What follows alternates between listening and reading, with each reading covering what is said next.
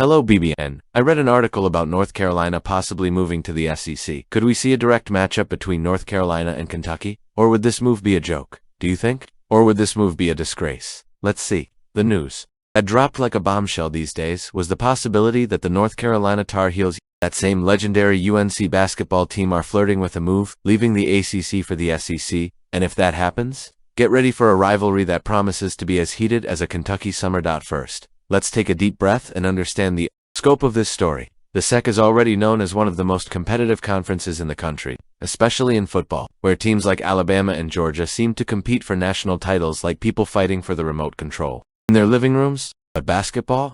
SEC basketball also has its shine, and the Kentucky Wildcats are the star of the show. Now imagine adding to the mix a team like North Carolina, whose history boasts names like Michael Jordan and so many other sports legends. Kentucky? Coach Mark Pope must surely be watching all this with a discreet smile. He knows that Kentucky basketball not only survives, but thrives amid challenges. After all, the program has an unshakable tradition and a passionate fan base that transforms every game at Rupp Arena into a true sensory experience. If UNC does indeed make it into the SEC, it will be like pitting two titans against each other in an epic battle for college basketball dominance. And, let's face it, Kentucky has all the tools to emerge victorious from this contest. Now, think about it. UNC basketball has an enviable track record and a style of play that always turns heads. But Kentucky is the program that defines what it means to be great in college basketball. From historic victories to deafening crowds, to an ability to recruit elite talent, Kentucky is a great team. Adding North Carolina to the SEC would be like inviting a lion into a forest full of predators. It's interesting, but not necessarily easy for the newcomer. And here's the highlight: the return of the annual matchup between Kentucky and UNC. This would be a gift from the basketball gods for fans. Two historic powerhouses, two passionate fan bases, and a level of competition that would make any sports fan gasp. Sure, the Tar Heels have their moments of glory, but against Kentucky, well, let's just say Kentucky blue tends to prevail when the lights are brightest. It's no wonder the program has led so many statistics and achievements over the years. And speaking of glorious moments, the arrival of Bill Belichick at UNC football adds another layer of intrigue to this potential move. Yes, we're talking about basketball here, but the impact of a figure like Belichick on the SEC could further elevate the profile of the conference as a whole. This would create a scenario where both football and basketball would be the scene of intense rivalries, with Kentucky and UNC taking center stage. So, while speculation swirls about UNC's possible entry into the SEC, one thing is certain: college basketball is about to get even more exciting. Could it happen? A young talent is beginning to stand out not only for his brilliance on the field, but also for his maturity off it. Jamarian Wilcox, whose name had already been mentioned in the halls of Kroger Field with flashes of brilliance the previous year, is now emerging as a more solid and reliable figure within the squad. His growth this offseason is a testament not only to his physical ability, but also to his capacity for personal improvement. Stoops,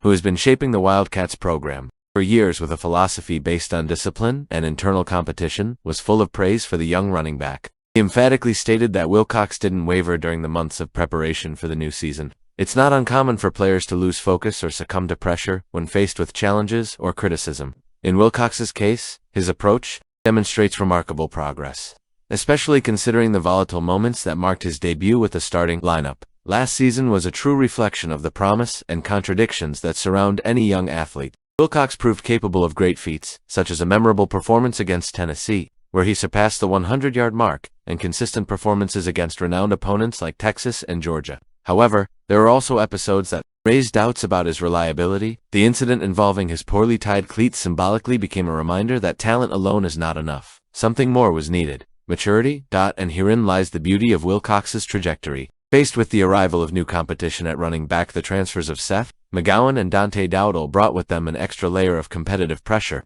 He could have chosen to resent or question his place on the team. Instead, he chose to see the situation as an opportunity for growth. This resilient spirit has not gone unnoticed by Stoops, who has always valued athletes capable of embracing competition as a driver for individual and collective improvement. Hard work in the weight room was one of the pillars of this transformation. Wilcox now boasts a more robust frame, prepared to handle the physical challenges that await him in the SEC championship, one of the most competitive conferences in college football. This improvement not only increases his chances of gaining more confidence from the coaches, but also enhances his ability to decisively impact games. Furthermore, his get-your-head-down-and-work mentality reflects a humility that Stoops has always cultivated within the program. Another relevant point is the versatility Wilcox can bring to the team. Although Kendrick Law has been designated as the primary kick returner, Wilcox is also being considered to take on some of these responsibilities. This demonstrates the confidence the coaching staff has in his abilities. In addition to signaling his importance within the offensive scheme, for a team seeking an explosive running back capable of changing the course of games, Wilcox appears to be on the right track to fill that void. But perhaps the most admirable aspect of his evolution is how he handled the competition. Instead of dwelling on negative feelings or comparing himself to others, Wilcox adopted an introspective approach, focusing exclusively on his own progress. This mindset, aligned with Stoops' approach, which frequently challenges his players to focus less on the external environment and more on their internal development, is a clear reflection of the synergy between player and coach. Looking at the current landscape of Kentucky football, it's impossible not to see Wilcox as a symbol of the program's continued progress, and with Stoops' leadership, the Wildcats have built an identity based on hard work, discipline, and resilience. And right now, Wilcox embodies these values. His story serves as an inspiration not only to his teammates, but also to all those who follow the sport with a keen eye on individual journeys. With the Chambers Agreement certified, starting July 1st, universities can now pay players directly, with an initial estimated amount of approximately $20 million in the first fiscal year. This change, which marks the introduction of revenue sharing in college sports, has breathed new life into the Wildcats program, and Stoops is open to the excitement of the possibilities that lie ahead. The news that Kentucky basketball would receive a significant share of this year's budget, as reported by CBS Sports journalist Matt Norlander, excited BBN fans. Although the figure mentioned 45% of the budget, 3 times more than most SEC universities, has been disputed, the discussion has reignited interest in how the football program will be impacted by this new financial reality. Asked directly about the topic at his season-opening press conference, Stoops was emphatic. Kentucky is well-positioned to compete in the demanding Southeastern Conference.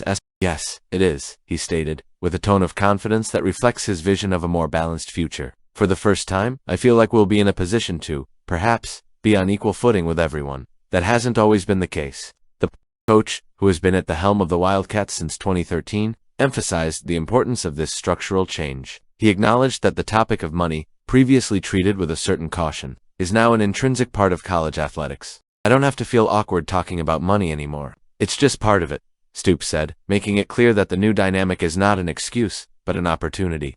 He believes that, with the support of the university administration and a well-defined strategy, the football program is entering a promising period. I feel like we're in a position to be in a good position in the next 2 or 3 years, he stated, projecting an environment of sustainable competitiveness. Stoops' confidence is backed by concrete results. Kentucky has managed to assemble a transfer portal class ranked 10th in the nation by 247 sports, a feat that demonstrates the program's ability to attract talent even in a highly competitive market. Furthermore, the 2026 high school recruiting class, the first to be shaped under the revenue-sharing rules, has generated enthusiasm. I'm very pleased with how this cycle is going for recruiting, Stoops revealed, noting that the salary cap, while informal, levels the playing field. You have a fighting chance, he added, signaling that Kentucky is prepared to capitalize on this new financial structure. While specific details about how Kentucky plans to distribute its revenue are still scarce, Stoops' message is clear. The Wildcats are ready to turn resources into results.